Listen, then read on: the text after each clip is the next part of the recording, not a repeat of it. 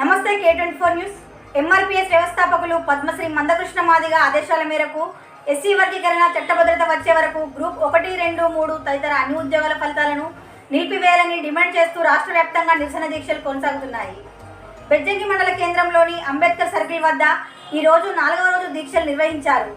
మండల అధ్యక్షుడు వడ్లూరి పరశురాములు మాట్లాడుతూ రాష్ట్ర ప్రభుత్వం ఎస్సీ వర్గీకరణ హామీని నిలబెట్టుకోకుండా ఉద్యోగ నియామక ప్రక్రియను కొనసాగించడం అన్యాయమన్నారు. అసెంబ్లీలో ఎస్సీ వర్గీకరణ బిల్లు ప్రవేశపెట్టాలని, మంత్రి పదవులు, శాసన మండలి, ఎంపీ హోదాలో మాదిగలకు ప్రాధాన్యత కల్పించాలని డిమాండ్ చేశారు.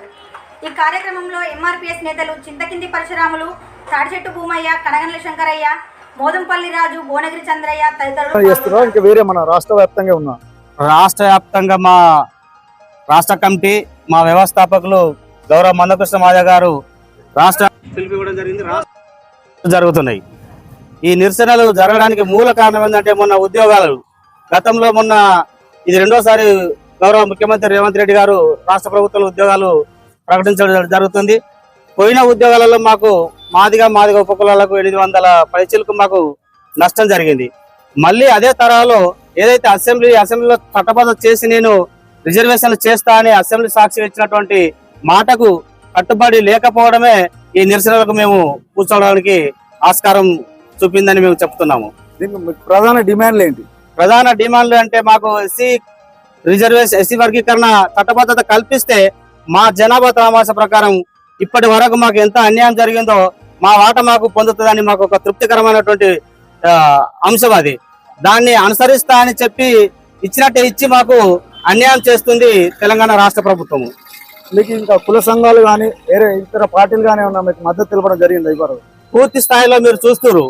రాష్ట్ర వ్యాప్తంగా కానీ దేశవ్యాప్తంగా కానీ ఇది కేంద్ర ప్రభుత్వం కూడా అన్ని రకాల పార్టీల పరంగా కానీ ప్రధాన కుల సంఘాల ప్రకారంగా కానీ సెమీ అఖ్తర్ గారు అయితే 2 నెలలు అన్ని జిల్లాలు పర్యటించి తీసుకోవడం జరిగింది. అన్ని జిల్లాలల్లో మాకు ఎస్సీ వర్గీకరణ చట్టబద్ధతకు అనుకూలంగా చెప్పిన అనేది మేము చూస్తున్నాము.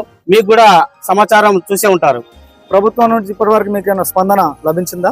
ప్రభుత్వం నుండి ఇప్పటి వరకు మాకు ఎలాంటి స్పందన రాకనే కదా మేము నిరసనలు చేస్తున్నాము. మాకు ఇప్పటి వరకు ఎలాంటి ప్రభుత్వం నుండి స్పందన రాలేదు. చట్టబద్ధత చేస్తామనేది ఒకటి మాత్రమే మాకు గౌరవ ముఖ్యమంత్రి వర్యులు చెప్పడం జరిగింది. అది పూర్తి స్థాయిలో కాలేదు. కాకనే మేము మళ్ళీ మాకు ఉద్యోగాలు అనేవి మాకు రావాల్సిన వాటా ఇతరులకు వెళుతున్నాయి అనే దానికే మేము నిరసనలు చేస్తున్నాము. మాకు ఇప్పటి వరకు ఎలాంటి స్పందన రాలేదు. ప్రభుత్వం ఒకవేళ స్పందించకపోతే తదుపరి చర్యలు ఏమైనా తీసుకోవాలని అనుకుంటున్నారా?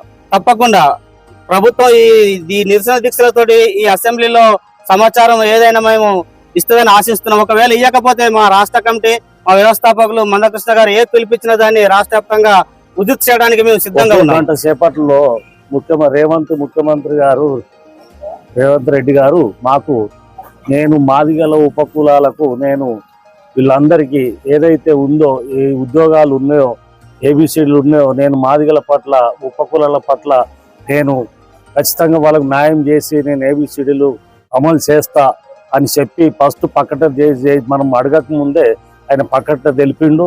ఆ ప్రకటన ప్రకారంగానే మనం సరే సంతోషం. ఢిల్లీ నుంచి మనకు సుప్రీంకోర్టు నుంచి తీర్పు వచ్చినాక ఎంబడే మన రేవంత్ రెడ్డి ముఖ్యమంత్రి గారు మనకు ఏదైతే అక్కడ ఆదేశాలు ఉన్న అదే ప్రకారం మనం చేస్తానని సంతోషపడ్డ వెడల్ని ఎంబడే మళ్ళీ ఏదైతే మాల సోదరులు ఉన్నారో ఆయనకు ఏదైతే అంశాలు ఉన్నారో ఆయనకు కావాల్సిన లెక్కల పెద్ద లెక్కల ఏదైతే హోదాల లెక్కల కానీ డబ్బు విషయంలో కానీ మేధావులుగా ఆ రకంగా ఉండి వాళ్ళు చెప్పిన మాటల మీద మళ్ళీ కొంచెం ఆపివేయడం జరిగింది.